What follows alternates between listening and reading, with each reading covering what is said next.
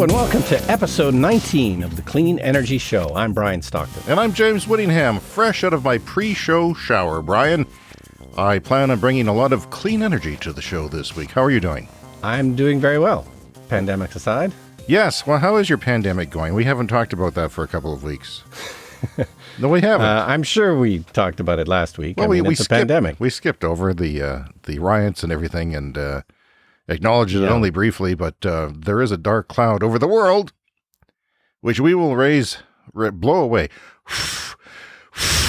That's our show. It blows away the dark clouds. It's a ray of sunshine. Fantastic. That's how I've always thought of it. So what are you doing in your pandemic days? What are you doing, huh?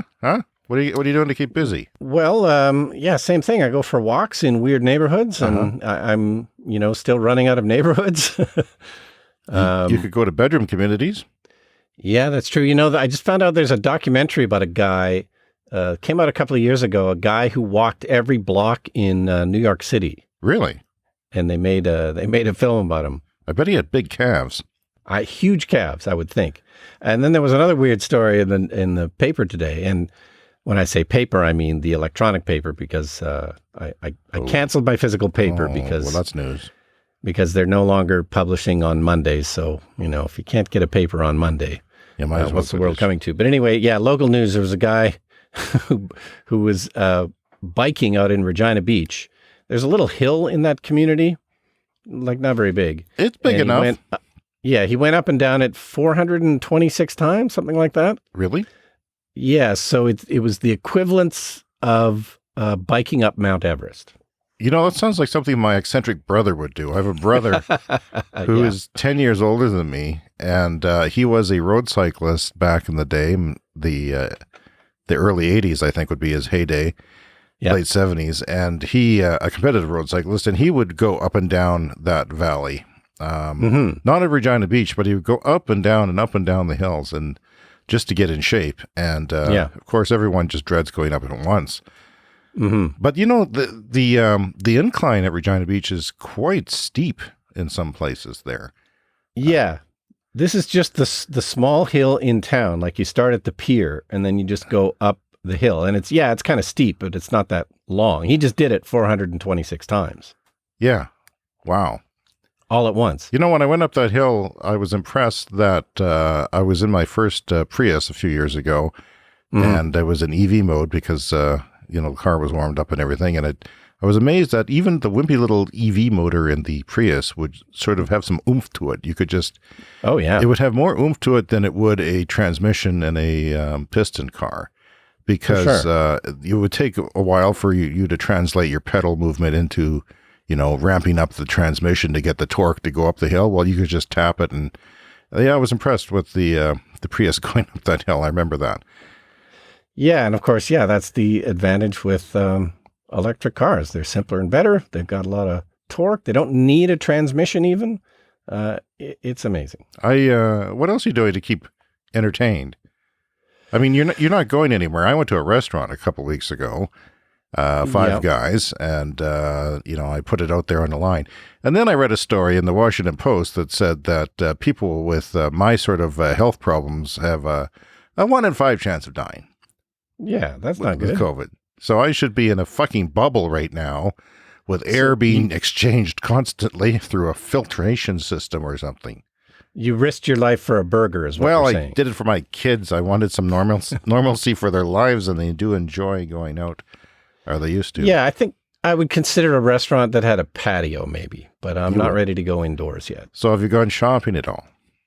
A little bit of shopping, and I did go to my local coffee shop here that makes really good scones. I picked up a scone to go this morning. Sounds like a Larry David show or something. Yeah, no, they make fantastic scones. Shout out to the French press on I did not know that people cared about scones in Regina. I thought this was an LA thing or a New York thing, or both, but not here. Yeah. Well, we got the real deal here. This is good stuff. Is it a moist scone? Is it soft? Is it hard? Is it both? Well, it is, I'd say it's between moist and dry because, a scone does tend to be a little bit dry. So, but, they're not dry. But I wouldn't call them moist. It's that sweet balance right in between. Okay. Well, I don't know what to tell you. I tried to play tennis the other day with the kids a couple of times, and because they opened up the tennis courts. Actually, they're opening up everything, pretty much everything here. There's 0 active cases in the city of Regina right now. However, we've seen cases sort of easily take off in other smaller centers quite easily, like in other regions. So I'm just waiting for bad things to happen. Like they've opened up team sports too. New Zealand, of course, was famously, they had 24 days without any cases, and they had pretty much declared that they had eradicated, but they got 2 cases. They let in a couple of hobos. And well, they were going to a funeral. Yeah. And they drove 600 kilometers across the country, and they knew that the 14-day quarantine wasn't up, but they let them out of compassionate reasons, so they were very careful. So hopefully no one's contaminated, but we'll see what the Trump rallies do in the States, and it seems like it's really out of control some places. Yeah, it's. I feel fairly good, like you say. No active cases in our city. I wouldn't go out if we had a lot of if we were Toronto or Montreal or something like that. I wouldn't do it. But I have gone shopping. I tried to pick something up at Canadian Tire, and it was a crap show because it took longer than it would have, and I was exposed to more people than if I just went and bought the damn thing and went to the cashier. Yeah. And they didn't. There was a bunch of people there. It takes days to get something from Canadian Tire now. It used to take 2 hours. You could order it online and they'd call you, they'd email you in 2 hours, and people waited days and didn't get their stuff, and they thought, well, I'm just going to go in anyway. Well, that creates a big long line of angry people, angry, sweaty people. But I did see someone charging at the Canadian Tire Tesla supercharger while I was there. Oh, nice. And he was gone when I was gone. So I don't know if I was there a long time or he was there a short time, but he seemed like an out-of-towner, He seemed to have that foreign, out-of-town look. Interesting. Like he had money. Yeah. One of those people who wouldn't live in Regina because, if you have money, you don't live here. All right. Well, let's talk some more about electric cars then. I just this morning watched a review on the Fully Charged channel. This is a YouTube channel, a famous electric car and clean energy YouTube channel. They now have a Shanghai correspondent. What? And yes, and they now have a review, just came out today, of the Xiaoping P7, a new electric vehicle that's just come out in China. And it is eventually destined for Europe. And it looks like a really great car at a really great price. It is kind of competitive with Tesla in terms of price and performance and range and all those things. And the guy mentions in the review that Chinese car makers have tried to get into the European market before, and all of them so far have failed. But I think things look fairly good if they can get this Xiaoping car made in quantities and selling them in Europe. Now, when I think Chinese cars, the first ones coming out, I don't think somebody who's trying to compete head-to-head with Tesla. I think of somebody with a bare-bones car that is like, say, like a Chevy Spark, which, by the way, there is an EV version of the Chevy Spark, but a little car with no frills, a car of the people, as it were. It's not that. It's competing with Tesla. No, it's not that. They're doing what the American car makers should do, which is look at Tesla, see what they're doing, and try and emulate that. I always wondered that with companies like Apple too. It's they kind of paved the way, and they show a formula for doing something, and you'd think, well, if you're going to be successful, kind of do what Apple does, but most companies don't. And they're it's a premium car with like good performance and good range, and I don't know, it looks very exciting. A premium car. Well, I'm more excited, Brian, about the cheaper cars. I want to get a Chinese version of, say, the Nissan Leaf.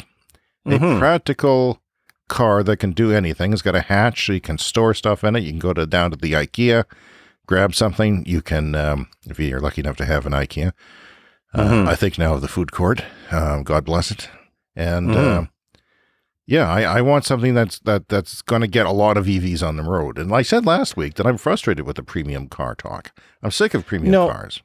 And I think, again, if you're going to emulate Tesla, who've shown the way to do it correctly, you kind of have to start with the higher priced cars. You start with the expensive, high margin cars, and you kind of slowly work your way down. Like establish yourself and make a bit of money in that upper segment, and then eventually get something cheaper out. But in China, there is a segment of low speed cars, right? That has been around for a while. I think that's true. Yeah, it's stuff that's not necessarily going to come to Europe or North America, but maybe India? As we said last week, I mean, they're coming on. We will eventually have Chinese cars here in North America, I would say. Yeah, I was reading something in India about all the electric mopeds, or rickshaws. Mm-hmm. Sort of the what are they? They're 2-person or 3-person vehicle. And they seem to be running off of lead acid batteries. And they go for about 5-6 hours a day. Then the person goes home and charges them. And just the amount of pollution that even if it was coming from a coal plant far away, it's kind of good for the air in the cities, because everybody's taking those rickshaws. Like they're huge.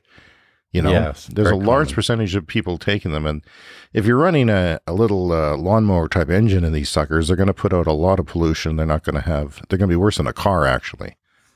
A combustion car. So that's interesting. But I look forward to some of the cheaper ones coming. I look forward to your Corolla, something that is a Corolla that people buy, just for their kids, for a second car, to just have that at price parity. And that baby is coming. There was a few years ago on Top Gear, they did a story about Chinese cars where they went to China, and it's like there were cars that were literally knockoffs of, other manufacturers, where they would just simply buy a car from, Buick even or somebody, and, kind of make a knockoff. But, that was 15 years ago or so, and things have progressed nicely. Well, I've read bits and pieces about a Tesla knockoff. Have you read about that? Well, I mean, maybe it's the Xiaoping. There's another company, I've forgotten the name, but there's a couple of companies that are kind of Tesla lookalikes or competitors. Some of them you can't tell the difference. Even the software is copied. Or at least... Right, and there was some concerns that maybe the software had been stolen, but I don't know what happened with that. Well, I'm anxious, and we're getting more data here that 2025, halfway through this decade, is going to be a huge tipping point for electric vehicles. Because the energy density in the batteries, you're getting more oomph for smaller weight, and that pays off with more range, and it just... Oh, by the way, did you read about the Tesla Model S, their first mass-produced car, which is a sedan, a premium sedan, very premium sedan, more premium than the Model 3, a luxury. Let's call it a luxury car. They boosted the range by 20 miles. Did you see that? Or 20%? 20%. 647 kilometers of range, over 400 miles. Yeah, which is 20%. And what shocks me, they went through the list of things that they did, and it was like they changed the tires, and I gave you 2%. Okay, so that's 10% of your 20% gain. Then they have efficiencies in the weight and the efficiency of the electric motor or something part of the drivetrain, and that was another 2%. So there's another 10% of, but they didn't all add up. And they claimed that it wasn't the battery. They said that the battery was more efficient, that the same battery pack was being used, lighter casing or something, but they've got a 20% increase. This is the sort of thing that Tesla is ahead in, because they've been doing it for so long. Yeah, exactly. They've been coming up with, 20% is huge in the battery electric vehicle world. Yeah. If you can get that without the battery, that's incredible. No, and it's a lot of that software, like efficiencies in the software and improving the regen braking through software. But yeah, you're right. 20% is remarkable. Again, those little things were only like 2-3%. They didn't all add up. I don't know where they're all coming from, but it's a big deal. And 647 kilometers is in my current window of what we need for an EV. Right. Is it excessive to you? Is what? 647 excessive. No, that's ideal. I mean, eventually they'll all be kind of at that range, but you think I would call it ideal. A lot of people, that's 400 miles. And a lot of people say, no, most cars should be 200 miles because you're using them as a commuter in the city and that's all they need. And most people have warmer climates than we do. Yeah, I disagree, though. I think that I think the first generation of mass EV adoption has to have longer range vehicles so that there's no question, there's no range anxiety, there's no doubts that your battery will be 80% as effective in 8 years from now. And even though you won't have the car then, that sort of thing, and cold and highway mileage and stuff like that consumes it quickly. So that's my thought. I think 647 is actually a good number. So 400 and change miles is my EV pick. And just last thing on Tesla news here, Electrek reporting a few days ago that they have received approval in China for a slightly different battery chemistry for the Model 3. It's a cheaper lithium iron phosphate battery in the Model 3, which people are a little surprised at because Tesla is known for having the best, most efficient batteries, but this one is less so. But I think they've done it for two reasons: as a cost savings, but also, they're just trying to ramp up production of batteries. They just need a ton of batteries. Yeah. So it's kind of all hands on deck wherever we can get batteries of any kind, because, they still have to put out the Semi and the Cybertruck and all these things. They're just going to need every possible battery they can get. And I think this is part of it. So it's not quite as an efficient battery, and it makes the car 200 pounds heavier, which is kind of surprising. For the same range. But yeah, for the same range. Because the energy density is not there, but it'll help them produce more cars at a lower cost. Maybe they're seeing like, let's just get into the Chinese market and get as many cars as we can in there at the lowest price possible, and see what happens, because and save the rest of our batteries for our other markets, which are more established. Yeah, no, absolutely. And it's really, like I say, it's all hands on deck. Whatever battery they can get, they're going to try it. They're trying to grow at 50% a year. So to do that, it's just a crazy game of ramping up production. Now, they've also, this ties into this, they have an interesting Chinese strategy, because they're talking about asking people, and they have to be from China, to design a new Tesla vehicle that's small. They put out a call for designs, yeah. But only from China. They want it to be a Chinese-designed vehicle. And when he opened the factory, when Elon Musk opened the factory in China, he said, we might want a Chinese-designed vehicle. So he's been thinking about that. And, of course, the market out there is going to want smaller vehicles much more than we will. But they also have a growing middle class and wants the same things we do. The big vehicles. I personally want a Model Y. There, I said it. That would be ideal, but yeah, the Chinese design one that they're putting out for proposals now, that's the cheaper car that you've been waiting for. Well, I just want a lot of them on the market. And, the Tesla is a premium car. Some people argue that. And, I want a regular car. I want a regular vehicle, maybe even a regular Model Y, slightly crossover-ish vehicle as well. I want many of them on the market. And, the Ford truck, the electric F-150 has been delayed. A lot of things have been delayed due to the COVID pandemic. But hopefully that Mustang gets out there.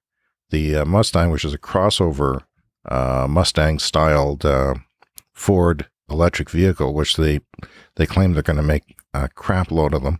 They're fast. And I'm hoping they start to put some on the market in a few months, because once those goes out there, your regular Joes, your regular Joelles, what's a female name that's equivalent to Joe? Joanne? Joanne. Oh, God. Joanne. Thank you. It was so obvious. It was sitting right there, and I missed it. Yeah. So anyway, I want those vehicles out there en masse. Yeah, I think there was a slight delay maybe in that electric Ford Mustang, but yeah, it's definitely coming. Hopefully there's a lot of them. The government of the province that we live in, Saskatchewan, we live in an oil-rich province. We have resources here, farming, potash, and oil. And oil is tanked. So The pandemic is killed the oil price, which is killing our revenues. But there's something interesting that the finance minister said. And the revenue from by non-renewable resources is down 43% this year, we figure. I have a quote. It says it has to do with the trade wars or price wars, which is happening between Saudi Arabia and Russia, Donna Howpower said, and it has to do with the whole anti-oil movement.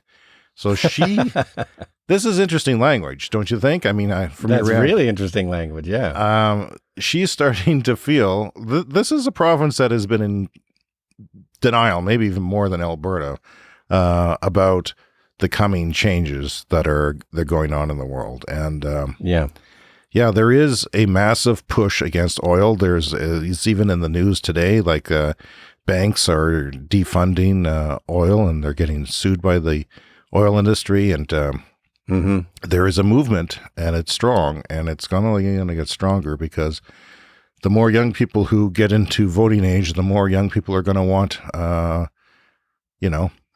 clean air and a world to live in. So there's hope. The defunding thing is a big deal, don't you think? Oh, for sure. It's there are banks that will no longer do business with the fossil fuel industry, and that's great. Yeah, I think it's going to have a big effect. It seems to be already having an effect once you take the money out. On the topic of oil, I have another news story here that CBC television was reporting about derailing and exploding oil transport trains. Did you catch that story at all? No. So we have a very famous rail disaster here in Canada, the Lac-Mégantic rail disaster, and this was in 2013 when there was an enormous train filled with cars full of oil, and it derailed in the town of Lac-Mégantic, and it killed 47 people, just burned the entire town. It was just the most horrible rail disaster that you can imagine. And this was 2013. Guess how many other derailments of oil trains there's been since the Lac-Mégantic disaster? 28. 7. Okay. Which is still too many. You asked, I gave.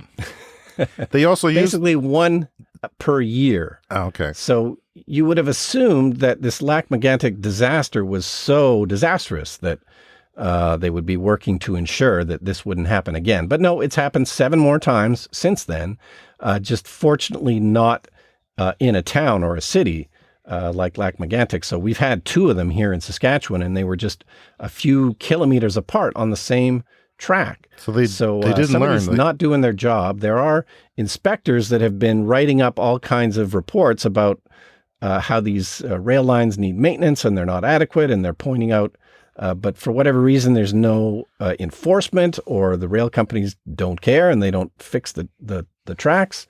It's ridiculous. I know. And, they used the footage in the Sandra Bullock Netflix Bird film. What's it called?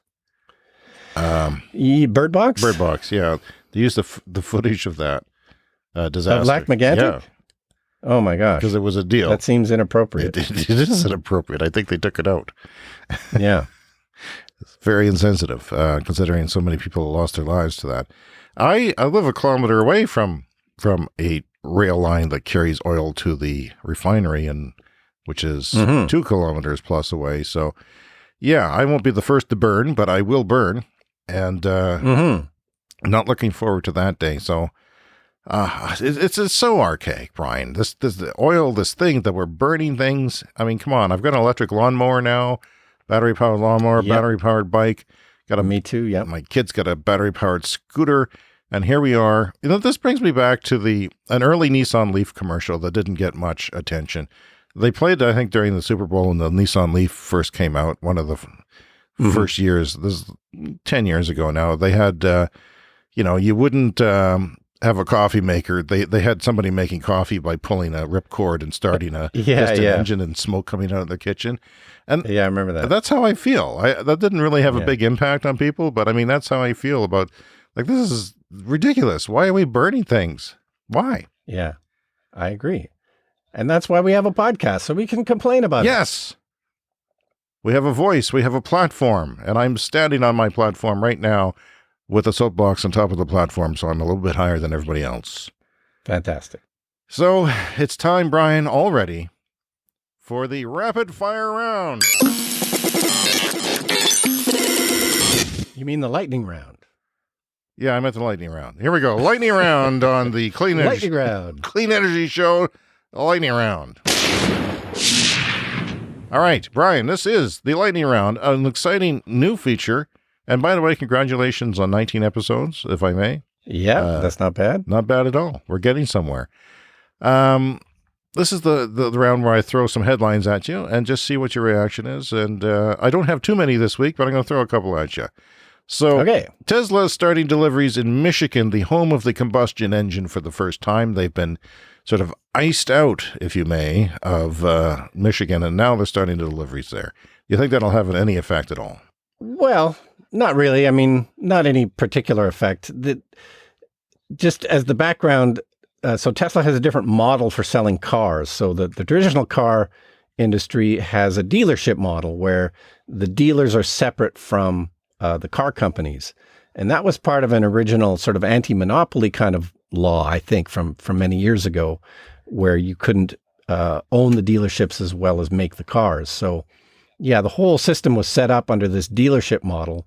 But when Tesla started selling cars, they didn't want to do that. They wanted to sell directly through their website. So yeah, they've had trouble in different states even being allowed to sell cars because of previous laws on the books saying that, the dealerships have to be separate from the car companies. And of course, the governments have exploited, the anti-EV companies have exploited it. Yeah.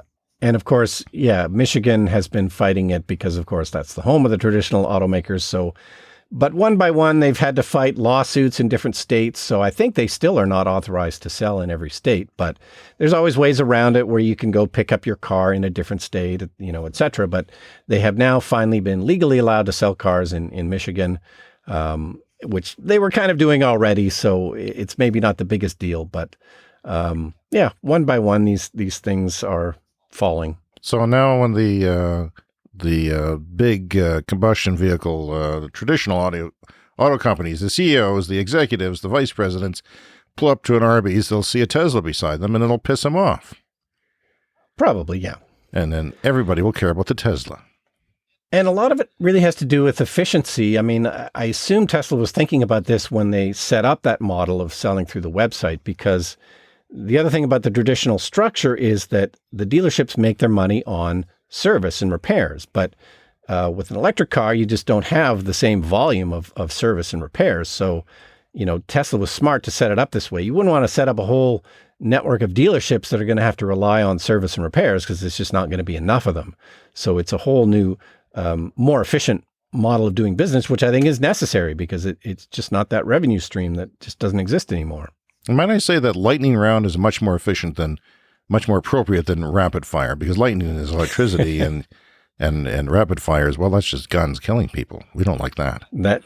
We're lightning round. Let's go. Okay. Elon Musk denies Tesla Model 3 will have a 100 kilowatt battery pack, which many people were suspecting was coming, and that would have a 400 miles of range. Are you disappointed?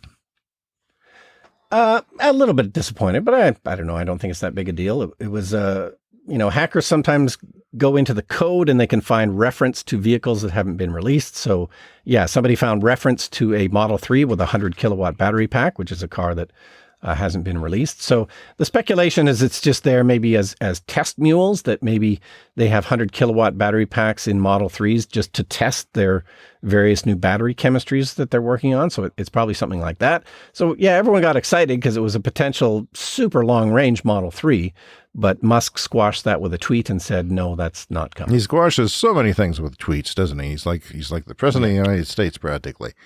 Practically. The thing is, the Model S has 400 miles of range, right? Which is 647 kilometers. He's not going to want people to buy a Model 3 because people are getting more excited about the Model 3 than they are the Model S. Yeah, you always have to have this differentiation between your model lines. And yeah, for a while there, the Model 3 was the much more attractive car in their range because it was, newer and cheaper. Kind of like when a computer company comes out with a new computer, sometimes the cheaper one has better technology than the one they haven't updated for a couple of years. So yeah, they always have to be conscious of what they're offering in the different product lines. So if you want super long range, you got to go for the more expensive Model S. So yeah, they're trying to protect their whole lineup a little bit, I think. It's like the iPhone S being better than the iPhone. Or something like that. Okay, Tesla is deploying new Megapacks. Its largest and biggest energy product at a new wind charger. And this, Brian, this information is already outdated because this morning we have new information of a huge Megapack going in California. This one, though, is in our own backyard. This one is for a quote-unquote wind charger project in Canada next door in Alberta, which is fabulous because we only have one example.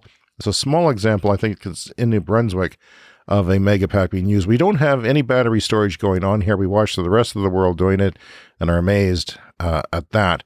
By the way, I'll just get back to this in a second, but the Megapack in California they were just about to make a peaker plant, which is a polluting natural gas burning thing, and it's expensive, and this is to meet peak demand so the grid doesn't crash when everybody comes home from work. And they, at the last second, they pulled it and said, no, we're going to go with Tesla Megapacks. It is 3 times the size of the one we've been talking about and hearing about in Australia. 3 times that size. So it is a significant move forward in the, it's and it goes to prove quite easily that, hey, we don't need peaker plants. We were building 1 or 2 in Saskatchewan even. We don't need them. We don't need them. We could get batteries, and we should be testing this. But this is going, in Alberta, it's going alongside a wind site, or wind generating site, and they're calling the wind generator. So they're going to store it, and it's used for balancing the grid and storing that wind energy. What are your thoughts? Oh, I have lots to say. So the one in Alberta is 3 megawatts. Do you know how big the one in California is? No. But much bigger than that. I'm going to look in it as you talk. Yeah, so the one in Alberta, I actually did some filming around there at that wind farm. I'm trying to find the name of it here. The Summerview Wind Farm. And a few weeks ago, we were talking about my film, My Dinner with Generation X. And we have a scene that was shot. I'm not sure if it's the exact same wind farm where the battery storage is going, but pretty much in the same area there.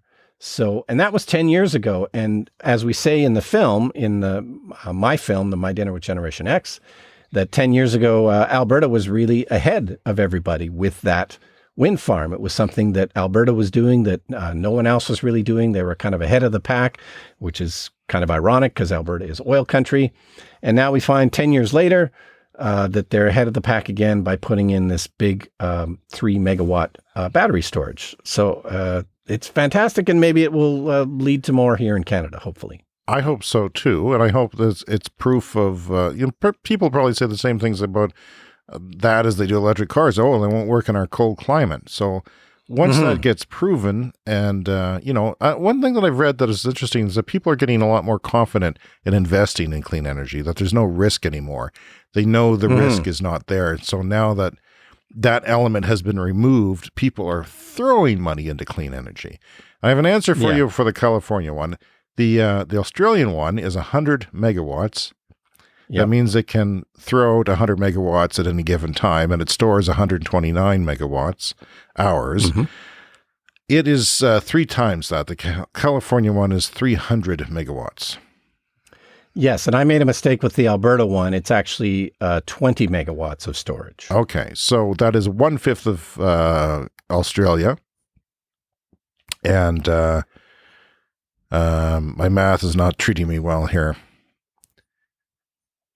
According to Tesla, a single Megapack has 3 megawatt hours of storage.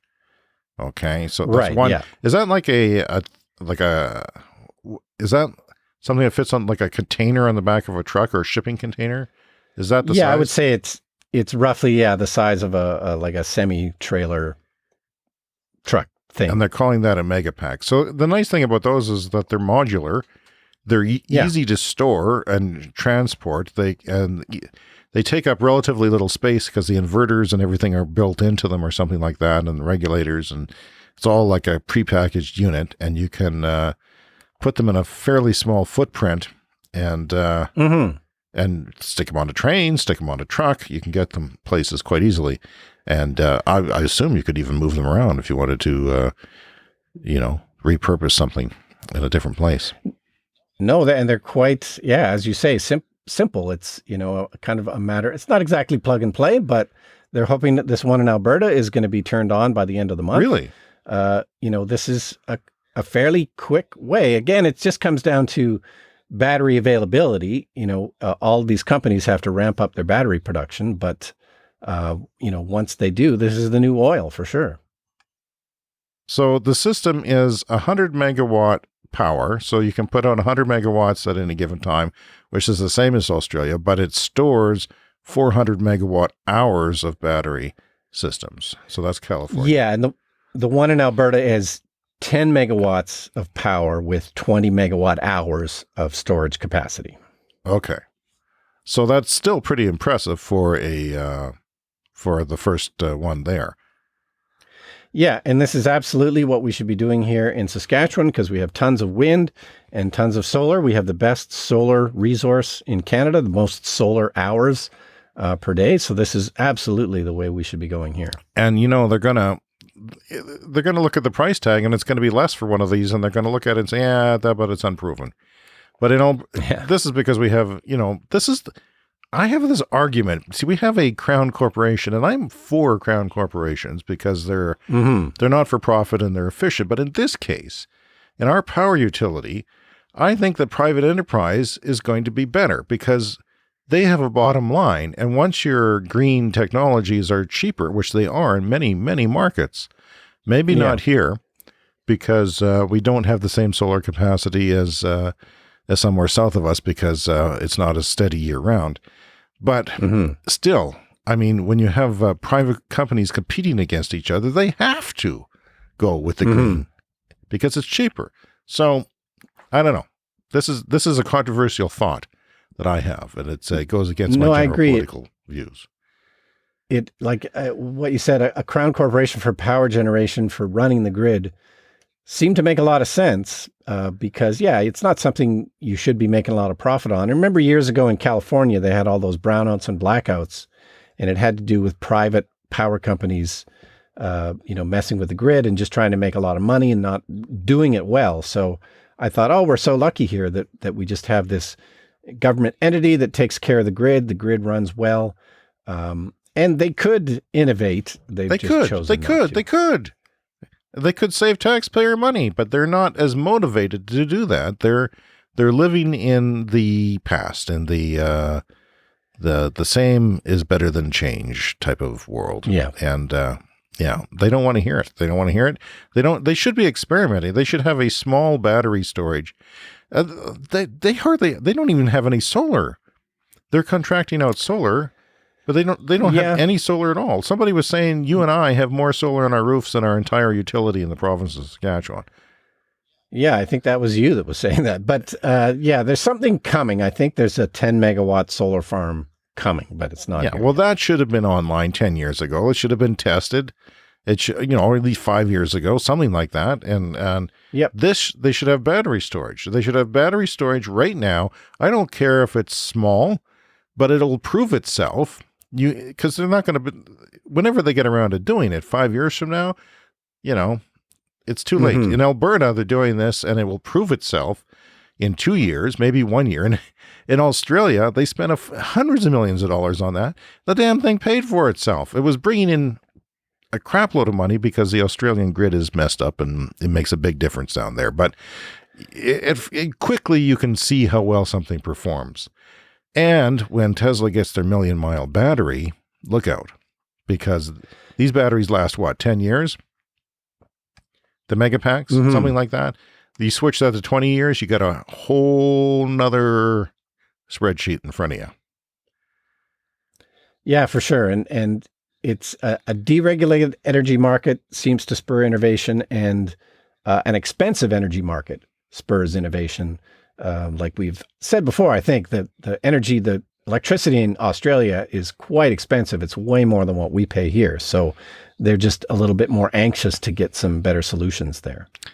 Greta Thunberg, back to the lightning round, tweeted that emissions from 13 dairy farms match those of the entire UK in greenhouse gases. Wow. Dairy farms. These are the biggest dairy companies. 13 of them match the entire UK in greenhouse gases. And I'm thinking to myself, James, how can I reduce my dairy? I've got a plan. I can reduce meat when they come up with meat, plant-based meat. Can replace that. And it's there now. It's just not priced equally yet. It will be soon. They'll come up with a fake bacon, a fake chicken. Have you tried any fake chicken yet? No, I haven't. Like KFC's had it for like a year or two. And, damn it, I should go there today and buy fake chicken just to test it for the show, to give a review. Yeah. I'll do a live review. The Clean Chicken Show. Anyway, I don't know how to reduce my dairy. My kids, during the pandemic, we've been, in order to reduce grocery shopping, have been coming home with 4-liter jugs of milk, 4-gallon containers of milk, storing it in the bar fridge. And, we go through, my kids are crazy milk people. What about oat milk? That's the thing everyone's Screw oat milk. That's not appealing. Soy milk. Have you tried it? I can't even eat Safeway milk. I have to have Dairyland milk. I don't even like changing the cow juice, the flavor of cow juice, the different cows. Well, here, I think you should go get some fake chicken and you should get some oat milk and test it out. But I don't drink a lot of milk myself. I just know my kids won't like it. We can't even get them off 2%. We want to get them on 1% milk, and it's just been they don't drink water, they drink milk. Thirsty, have some milk.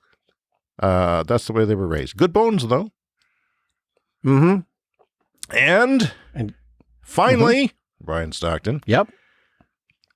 Down in Hillsdale and Regina, I'm in Uplands. We're coming to you via social distancing this week. Tesla is looking to hire autopilot test drivers in Austin. Does that ring any bells in your head? What are you thinking when you hear that? Well, I don't have too much to say about that, except that they're, advancing their autonomous driving program. Why would they need, so for a long time, why would they need people to do autopilot when the whole fleet is driving around in autopilot? Well, they're going to need somebody testing the very latest version of the software so that they can drive around town without their hands on the wheel and, but be there to take over in case the self-driving doesn't. Here's what I think. I think this is self-driving. This is, they will be testing full self-driving or close to it with trained drivers in a geo-fenced region of Austin, and they are taking their self-driving to the next level. We're all waiting for self-driving. It's all been frustratingly delayed, and so many people say, I told you so, it's not possible. But it's happening, baby. It's happening. I think this is a sign. And different states and different cities have different regulations for allowing self-driving tests. Right. So presumably Texas is friendly to that, where they'll be able to, test with the drivers not touching the wheel unless they have to. Well, so Texans never touch the wheel anyway. It's the next step for sure. You know what? I think that it's interesting because one of the self-driving levels that they'll do for regulation is they'll have a remote control person. So the car can be not driven, but somebody has to be sort of with a camera controlling it. In fact, there could be a whole fleets of vehicles controlled at first by people in cubicles, just like the drone program, popular drone program in the States, U.S. military. So I don't know. There's probably a case where the cars could, be taken over remotely. So Teslas have all these cameras in them and they're all connected to the internet. So let's say you have a self-driving taxi on the road and it gets stuck somewhere or it gets confused about something. Yeah, presumably at some point they'll, be able to maybe get it out of where it's stuck remotely, just from some Tesla head office somewhere. All right. Brian, it's been fun. You know what? Yeah. This is our best show ever. There, I declared it. Number 19, the best clean energy show ever. I'll put that on the Twitter later. By the way, you can reach us on Twitter, CLN Energy Show. We'd like to hear from you. No, we need to hear from you. We want desperately to hear from you. What are your deepest, darkest thoughts? What did you put down the toilet this morning? I don't care. We'll hear about anything. And cleanenergyshow@gmail.com. I repeat, cleanenergyshow, one word, @gmail.com. Send us anything. Send us an audio file. Send us a thought. Send us a news article. What should we be talking about next week? And speakpipe.com, speakpipe.com/cleanenergyshow. You can record an exciting voicemail for us. And even if you don't like your voicemail, you can hit it and do it again. It's just like a real voicemail. You keep doing it all day if you want. We love that, and we'll play it on the show. All right, well, that sounds great, and we'll see everyone next week. Bye for now.